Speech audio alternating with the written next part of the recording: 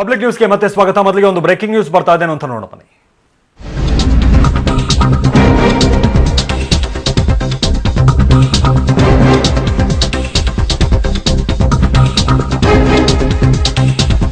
ನಾಗದೇವನಹಳ್ಳಿ ಅಕ್ರಮ ಡಿನೋಟಿಫಿಕೇಶನ್ ಪ್ರಕರಣದಲ್ಲಿ ಬಿಎಸ್ವೈಗೆ big relief ಸಿಕ್ಕಿದೆ.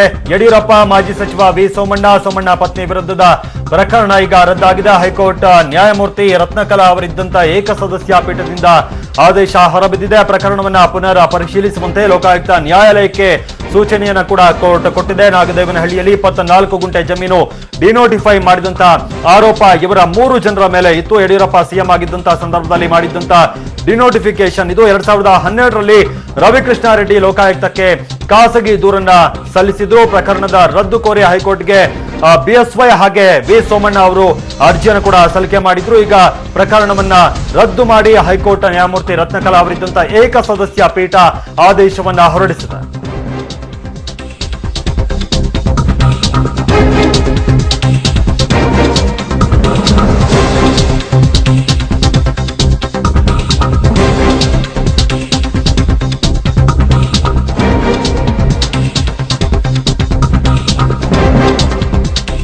ಯಡಿಯೂರಪ್ಪ, ಮಾಜಿ ಸಚಿವ ವಿ ಸೋಮಣ್ಣ ಪತ್ನಿ ವಿರುದ್ಧದ ಪ್ರಕರಣ ರದ್ದಾಗಿರುವಂತದ್ದು. ನಾಗದೇವನಹಳ್ಳಿ ಅಕ್ರಮ ಡಿನೋಟಿಫಿಕೇಶನ್ ಪ್ರಕರಣದಲ್ಲಿ ಬಿಎಸ್ವೈಗೆ ಬಿಗ್ ರಿಲೀಫ್ ಸಿಕ್ಕಿದೆ. ಈಗ ಹೈಕೋರ್ಟ್ ನ್ಯಾಯಮೂರ್ತಿ ರತ್ನಕಲಾ ಅವರಿದ್ದಂತ ಏಕಸದಸ್ಯ ಪೀಠದಿಂದ ಈಗ ಆದೇಶವನ್ನ ಹೊರಡಿಸಿರುವಂತದ್ದು. ಪ್ರಕರಣವನ್ನ ರದ್ದು ಮಾಡಿ ಆದೇಶವನ್ನ ಹೊರಡಿಸಿದ್ದಾರೆ. ಪ್ರಕರಣವನ್ನ ಪುನರ್ ಪರಿಶೀಲಿಸುವಂತೆ ಲೋಕಾಯುಕ್ತ ಕೋರ್ಟ್ಗೆ ಸೂಚನೆಯನ್ನು ಕೂಡ ಕೊಟ್ಟಿದ್ದಾರೆ ನ್ಯಾಯಾಧೀಶರು.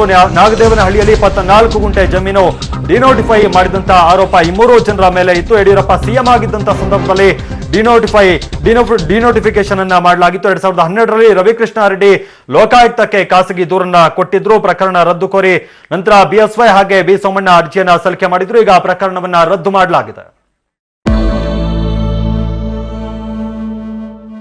ನವೆಂಬರ್ 8ನೇ ತಾರೀಕು ಅತ್ಯಂತ ಗಂಭೀರವಾಗಿದ್ದಂತಹ ದಿನ. ದೇಶವನ್ನು ಉದ್ದೇಶಿಸಿ ಮಾತನಾಡಿದ್ದ ಪ್ರಧಾನಮಂತ್ರಿ ನರೇಂದ್ರ ಮೋದಿ ಅವರು ಈ ದೇಶದ ಮುಂದೆ ಒಂದು ವಾಗ್ದಾನವನ್ನ ಕೊಟ್ಟರು. 500 ಮತ್ತು 1000 ರೂಪಾಯಿ ಮುಖಬೆಲೆಯ ನೋಟು. कभी कभी लगता है आज भी दुनिया के कई समृद्ध देश हैं, पढ़े लिखे फॉरवर्ड कंट्रीज हैं, उनको जब पता चलता है कि हिंदुस्तान में